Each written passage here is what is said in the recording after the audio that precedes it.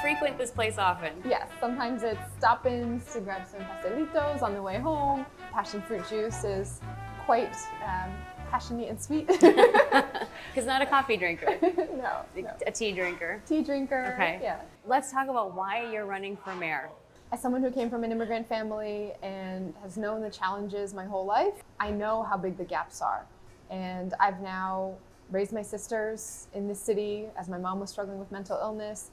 I know what's possible in our city for families, but how hard individuals have to fight for that, and how we can change the system and work through government to make sure that everybody has access to those opportunities and resources. You know, it's unusual for someone who's not from the city of Boston to be running for mayor. So let's first talk about where you grew up. Yeah, I'm the oldest kid in my family. My parents had immigrated from Taiwan to the US about a year before I was born. They landed in Chicago, and I grew up as the translator and interpreter for our family as soon as I learned English in school. I came out to Boston for college at Harvard and just knew. I knew in my heart that this is where I wanted to raise my family one day. My mom ended up having a mental health crisis as I was graduating from school, so went back and became primary caregiver for my family, and then moved everyone out here with me. So we've all been here, and the city has given me everything I cherish in my life. What is it like running as a mom with two young children?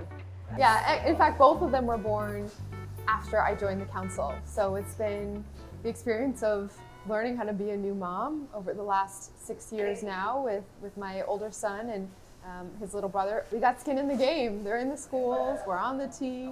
We are really thinking about what the future of the city will be. You mentioned the tea. This is a big issue for you. This is fundamental, and I'm proud to have been pushing for years now for public transportation to be available to everyone.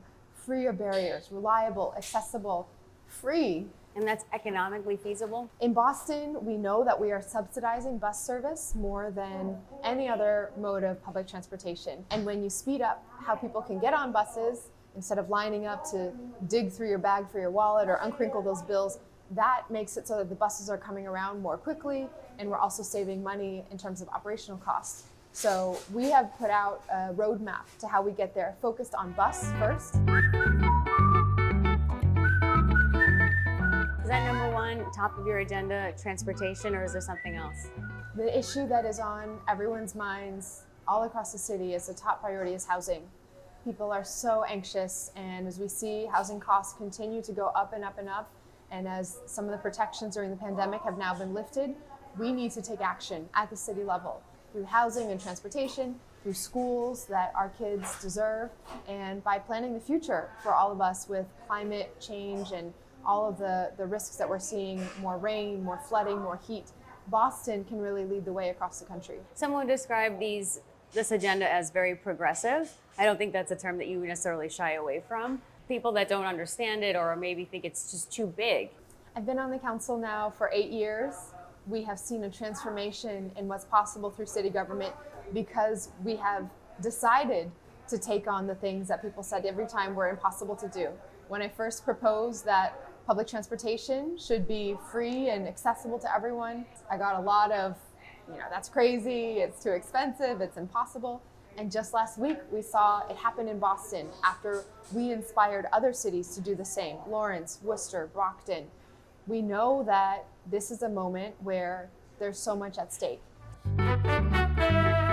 Do you take stock in that when you sit back and look at the field when you're at forums together, that who you're debating amongst? It's incredible. I am so honored to be part of this historic field and to realize just how much we as a city have decided that city government matters and that we can be a place where everyone is reflected in that decision making. Is there something about you that you want voters to know that maybe isn't communicated in an interview or in a forum? I'm pretty open with who I am, and in some ways, when you are a mom with young kids, when you're an elected official, there's not a clear way to draw those boundaries, right? I'm out and about at events with my kids, and so for me, family comes first. Families all across our city, and what we need to make sure that people can really enjoy and be part of everything that Boston has to offer. Michelle, thank you so much. Thanks so much.